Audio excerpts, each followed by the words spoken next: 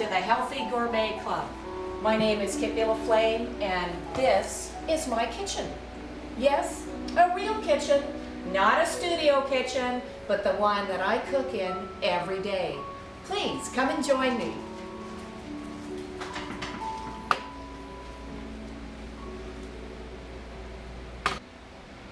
So today we are going to have a ball of fun, a football of fun, because we are going to be getting ready for a big party.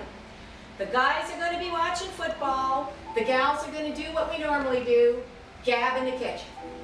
But what are we going to be able to make with our low glycemic lifestyle, you say, for a party?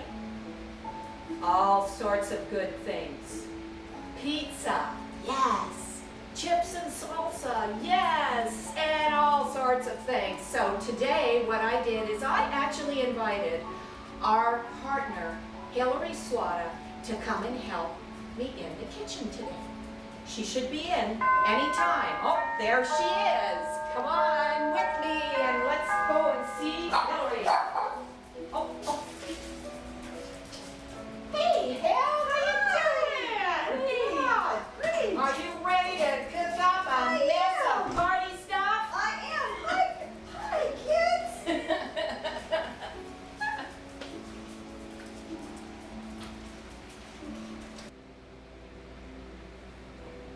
So next on the agenda is the pizza.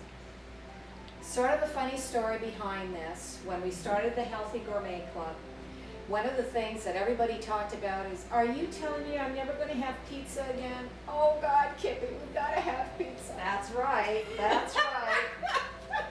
So one weekend I decided that I was going to test drive a few things. And I used barley, which is sort of my grain of choice. It's not something I use every day, but I use several times a week. Pearl barley. Pearl barley, absolutely. Now, it's one of the best whole grains. It's got all of the bran, and it has a lot of fiber. So when you're trying to replicate things, it sort of sticks together, which is what we want. So I came up with a recipe, and I called it Barley Naked Pizza Crust. Too cute. That's right. That's right. And barley is one of the most economical grains that you can buy. Absolutely. My grandmother used it. My mother used it. We all remember the mushroom and barley soup that we would have. It is a great grain, and you probably don't even buy, if you buy it in bulk, it probably doesn't even cost you $1 a pound. Oh, well, much less. Much less than that. So, again, with the food processor. Now, the barley I cook in this rice cooker. It's a rice cooker I picked up at Wally World, which is my favorite store. And I think I paid something like, I think it was either $19.99 or $24.99. It's a huge 10-cup model, but what's really great about this one is that it also cooks brown rice. Now, we know that brown rice takes a little longer to cook than the white rice. Not that we ever eat white rice all that much, but so with the brown rice cooking cycle, this makes cooking whole grains a snap. However, if you don't have this lovely instrument and are on a budget, you can just cook it on your stovetop in a pan. Absolutely, just like you would any other grain. Now, the pizza that we're going to be making this afternoon is sort of an Italiano pizza. So, what do we do to add a little more into the barley? We add spices in the water that we're going to be boiling the grain in. So what did you add today? Well, today I added some fresh basil leaves. As you can see here, I love fresh stuff. So I just snipped several leaves of basil and I put them in my water. I actually didn't use water, I used chicken stock. Chicken stock is sort of a mainstay in my kitchen. Sometimes I use the lower sodium. It all depends on who I'm cooking for. So we are going to add our barley. to our food processor.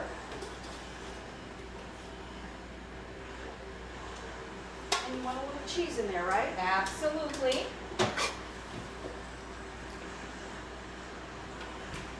Little cheese 1 egg. and an egg. Okay. Just a little bit of sea salt. And why do I use sea salt? I use a lot of sea salt in my cooking. I am in control of the salt intake of my family and my guests. You will very rarely see a salt shaker on my table, on my dining room table.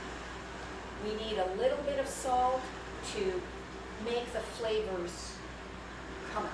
So, With sea salt, I've noticed that you use less because it has a little bit saltier taste than regular table salt. you're right, absolutely, absolutely. Okay, so again, what we're going to do is we're going to pulse this so that it sort of starts mushing together.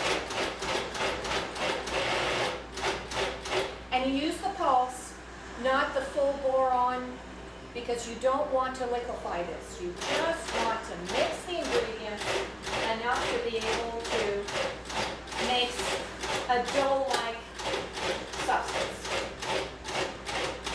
It gets a little sticky. Absolutely. Like to get sticky. That's what we're looking for. We're looking for sticky. Okay, a little more. Especially when you're using barley, because the barley is it's coarse, you know, so you're trying to break down the fiber a little bit.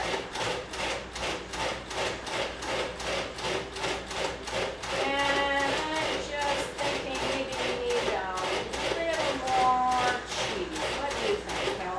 Just a little bit. Well, a little more cheese here. Okay. Now the cheese that we are using today is a low-fat mozzarella. Right.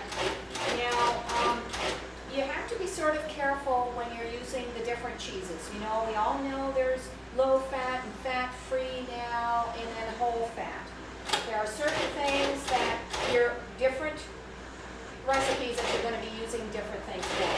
If you're looking for something that's going to be a melted top, using a no-fat cheese, you're going to be very disappointed. Right. Very disappointed. It doesn't melt. It doesn't melt, and it's going to end up very rubbery, and that is not what you want to be doing. Pretty good. Good. So, we are going to use a perforated pizza pan, That's right.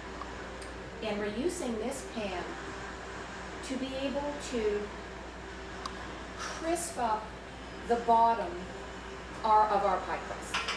You know, I did try a solid stoneware pan Oh, did you, one Max? time, and it was a little soggy in the middle, so the perforation really makes a difference in this recipe. Hillary is my hint girl. That's Hillary's right. hints. Have you read our newsletter yet? If you want a copy of our newsletter, please send us an email at healthygourmetclub@gmail.com. That's right, and we'll answer. Okay, so I'm going to take this. We're going to put just a little bit of Pam on our hands so that the grain won't stick. Thank you, Lori. Okay. Now I know you're probably saying, ew, oh my God, barley, oh, this is just going to be horrible. It's the best tasting pizza I've ever had. I love it. And both of Hillary's boys, Yes, they're very much pizza snobs. Definitely. They love this pizza. did you even tell them? Not the first time. Not the first time. Not the Okay. first time. Now I love it because that little hint about spraying your hands, look at this. Now put your hands up for just a second. See? Just a little bit of stickiness, but you want to do this so that it you can spread it out. Now, are we gonna use a little bit more parchment paper to roll this out? Absolutely we are.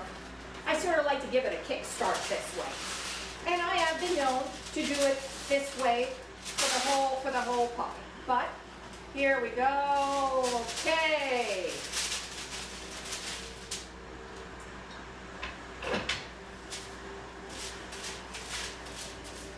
And Hillary's using her handy dandy roller.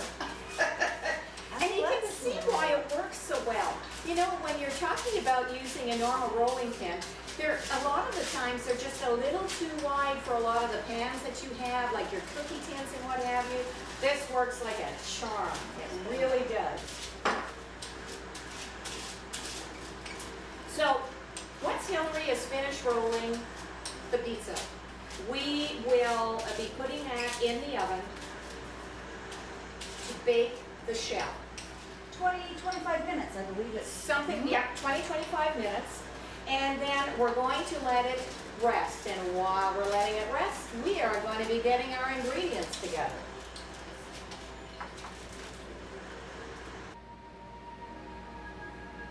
Okay, here we go. Finish that off. And Push that together on the sides and make it nice. Oh, look at that. Show them that, Kippy. And here we go. Here's your pizza crust. Okay. One last little thing, about a half an egg. If anybody can figure out how to do a half an egg, let me know. And we just take, because you don't want to put the whole egg on it, because if you do, it'll be too much. It'll be too much water.